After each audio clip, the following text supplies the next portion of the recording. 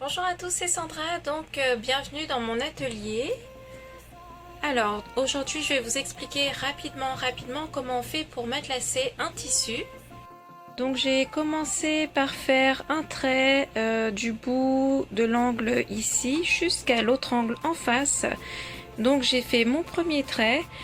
C'est préférable de le faire au crayon ou bien avec un stylo effaçable. Ensuite, vous prenez quelques centimètres d'écart, peut-être 3-4 cm d'écart, et puis vous faites le deuxième trait. Donc moi, ce que j'utilise, je vais vous montrer ça tout de suite. Donc moi, j'ai tout simplement utilisé l'écart donc correspondant à ma règle. J'ai fait un premier trait et puis je l'ai déplacé pour faire un deuxième, un troisième, etc. Donc voilà, j'ai fait les traits dans ce sens. Ensuite, je me suis mise dans l'autre sens comme ça. J'ai tracé mon premier trait, donc de l'angle ici jusqu'à l'angle en face. Le premier trait, et puis voilà, j'ai suivi encore une fois la mesure de ma règle pour pouvoir finaliser donc le quadrillage. Et puis quand c'est fini, j'ai cousu donc tous les traits, donc ça donne ceci, et puis à la fin évidemment j'ai gommé le trait jaune que j'avais fait, alors pas pour celui-ci encore, mais pour celui que j'ai fait et que j'ai fini juste avant.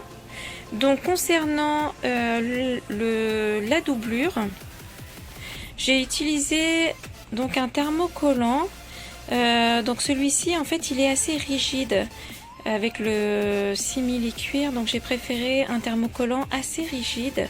Toutefois, si vous voulez prendre du molleton ou vraiment voilà une doublure assez assez épaisse, je pense que c'est bien aussi.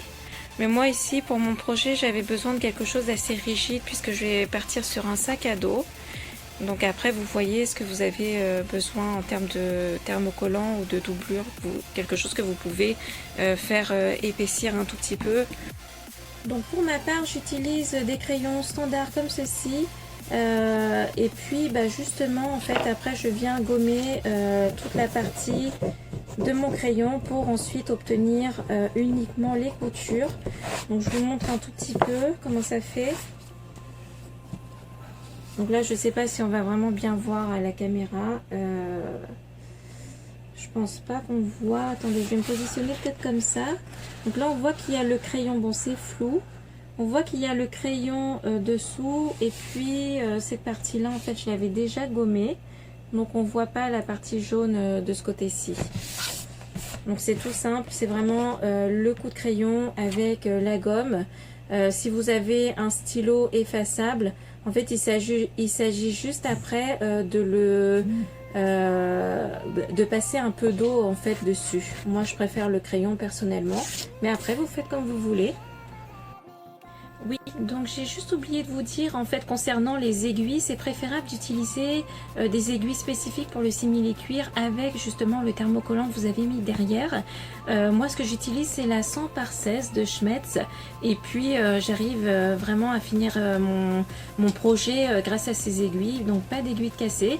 Et puis comme je vous ai dit tout à l'heure aussi, pensez vraiment bien à laisser un espace entre le thermocollant et puis justement la petite cuirette. Donc comme ça vous permet vraiment de coudre au niveau, ce niveau-là, là, les 1 cm, vraiment d'être à côté du thermocollant.